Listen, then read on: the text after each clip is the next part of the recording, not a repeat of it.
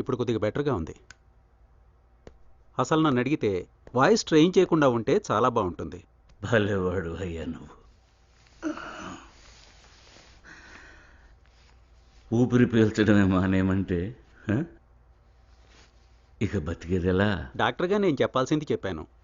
ఎక్కువగా తాగనివ్వకండి శాస్త్రి గారు. మీరే చెప్పండి నా మాట విండి ఆయన. బతకాలం లేదా?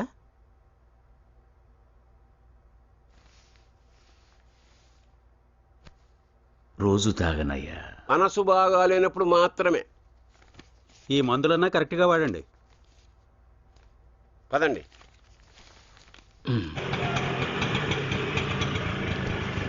దిగండి. ఇదిగోనే ఇంకో 20 సార్. సరిపోయిందా? ఇక్కడికి తీసుకొచ్చావంటే ఆయన ఇందులోనే ఉంటాడు. దేవుడి దయ వల్ల ప్రోగ్రామ్ ఓకే అయిపోతే 4 డబ్బులు వస్తాయి. నువ్వు వెళ్ళు. బాబు ఆగు, నువ్వు వెళ్ళరా, నేను ఇక్కడే ఉంటా. అయ్యా మీకు దండం పెడతాను, నా మాట వినండి. మీరు అలా వచ్చి కూర్చోండి, మిగతావన్నీ నేను చూసుకుంటాను. నువ్వు వెళ్ళవా స్వామి? ఉండవా? మీరు రండి, నేను చెప్తాను. మీరు రండి.